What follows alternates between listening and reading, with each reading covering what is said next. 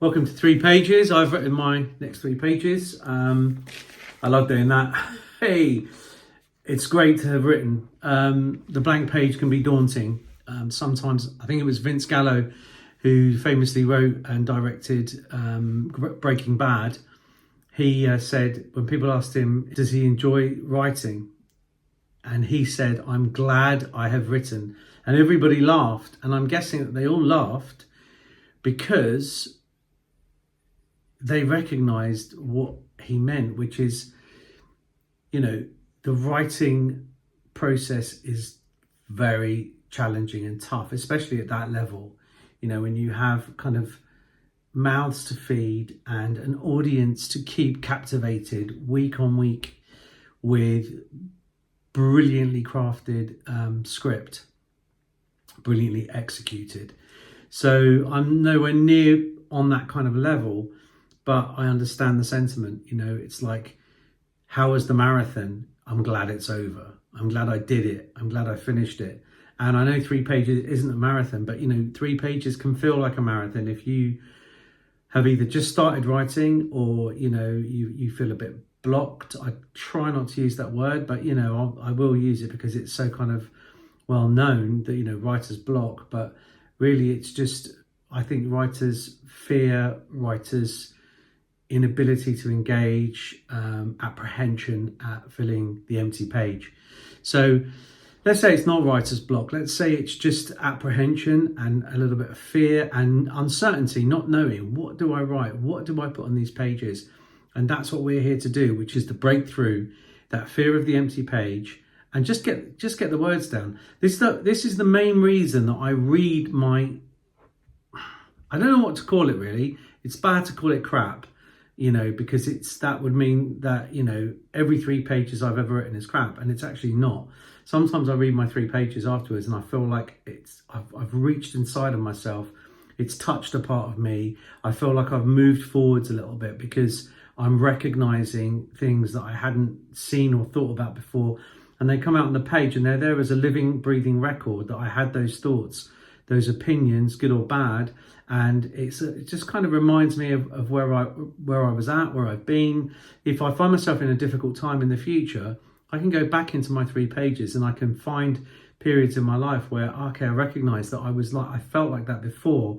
And, then I can fast forward through the 3 pages and find another 3 pages, another day where I didn't feel like that, where I felt kind of, the opposite, where I went from feeling perhaps really glum and moody and worried about life to feeling, quite joyous about it and positive and, looking forward to the future. So I think it can be quite beneficial to have your 3 pages at the ready. And interestingly, the last couple of days I've woken up in not the greatest space. And so that I just kind of hit the page with how I'm feeling, and if I can't think of what to write, I might describe a photo, describe the scenery where I'm sitting, might just sit and describe the garden, talk about the garden, write about a memory from, the past, some kind of recollection.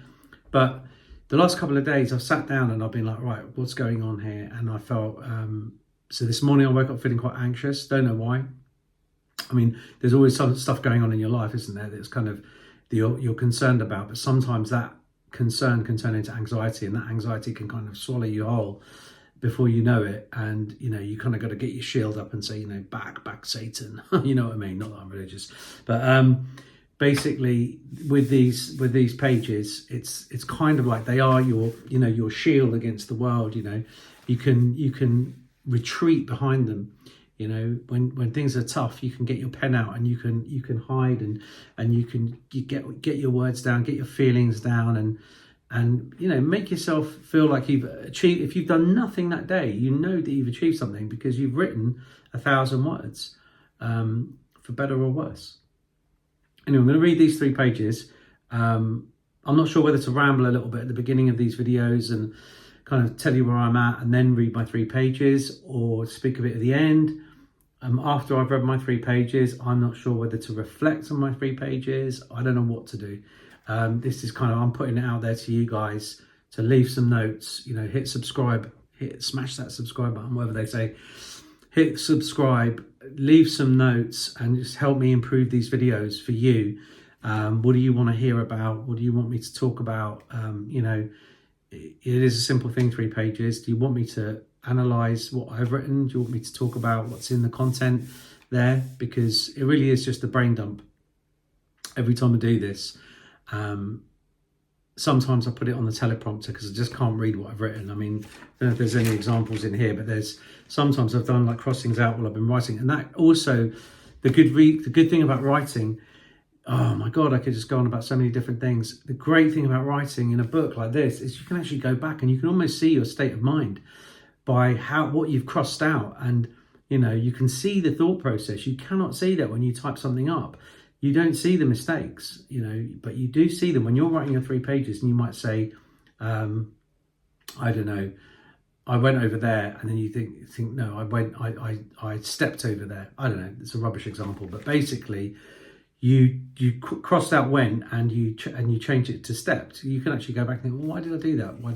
Why did I say stepped instead of went? And, you know, you can get a little bit more involved than that. But the point being is you can see that you made those changes, and you can consider why. And you can actually see it's like a living, breathing record of you growing as a writer. You know, I mean, I've noticed that I've got fewer and fewer crossings out as I've written more and more. I'm learning to sort of trust the words that are going down on the page, and you know, just keep pushing forwards rather than stop, start. You know, but. Anyway, I'll read these 3 pages. So tell me something good. Tell me something good.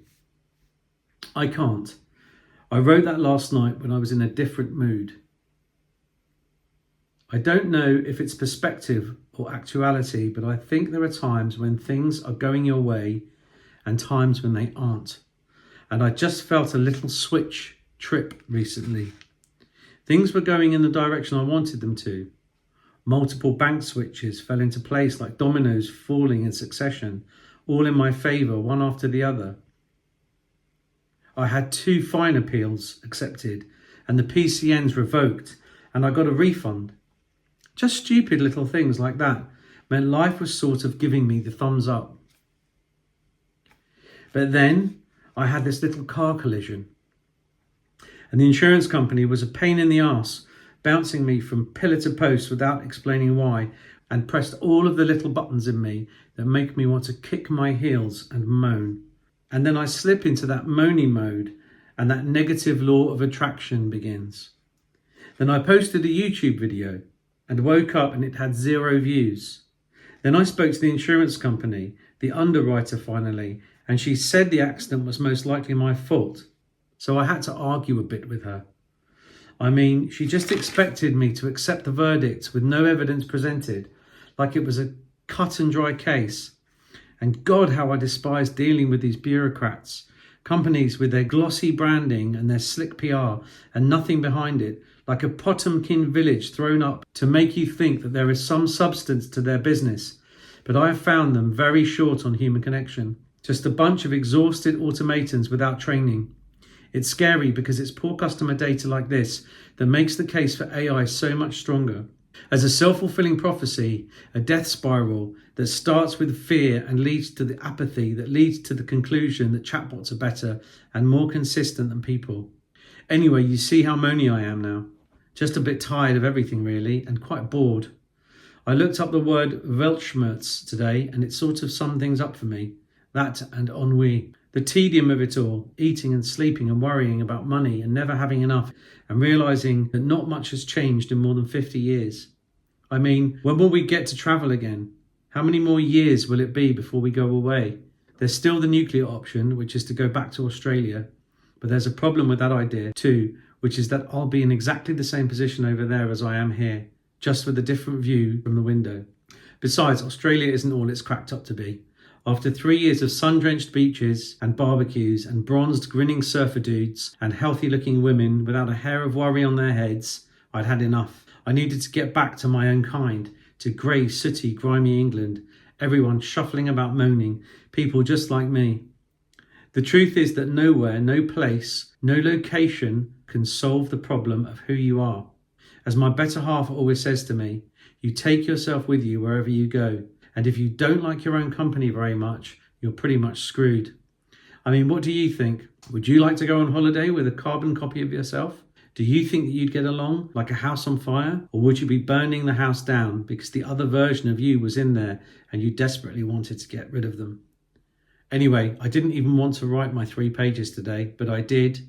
And I'm glad about that, even if the content stinks. There you go. I mean, what a mood. I was not in a great space there. And, you know, it happens, doesn't it? You know, you wake up and you think about all of the things you never did, all of the places you wished you could go, and you realise, I mean, I'm 53 now, you know that clock's ticking down. Is there enough time? You know, will I still have the health that I need to do all of these great and good things? You know, will my money situation improve? You know, what's going to happen to my relationships? You know, then you've got your kids to think about and their lives become more and more important in yours and to you. And then, you know, you feel guilty. You know, what if you just upped sticks and went back to live in a country on the other side of the world? You know, so there's all these things and all these thoughts going on there. And I also learned a cool word, which was Weltschmerz. And I really hope I've said that properly now that I've said it. I looked that up, and it's just kind of this world weariness. And I really felt that, you know, when I wrote these 3 pages. And that happens, I think the older you get, the more you get those moments where you just feel a bit like, what's it all about, you know, and what have I done with my life, you know? And then you think about all of the wasted hours, the wasted, you know, years, you know, it really creeps up on you, that kind of, that negative, I don't even know if it is negative, to be honest, but that kind of regret, I suppose. And I never knew what that was all about. I'd heard about it, but, you know, it's like clockwork, really. You have this like time cycle, you know, this body clock, whether you're a man or a woman, and it's going, or a child, and it's going on all the time. And then there are certain junctures where you are going to start to feel differently about the world. And the things you think about when you're in your 50s differ greatly to when you're in your 40s, to when you're in your 30s, and so on and so forth, all the way back to, you know, just being a child. And proportionately, there's so much less of your life. You know, when you're 4 years old, a year is a quarter of your life, right? But then you get to 50 and a year is just a 50th of your life. It's just a tiny little slice. And all of that time has passed, and you realize that what's left is less than half. You know, when you're 4 and you live to, even if you live to 20, you've only lived, you know, a fifth of your life, you know, and you get to 50 and you've lived 60%, 70% of your life. So you've only got this little bit left to do all these things that you want to do in, and you know how quickly time goes.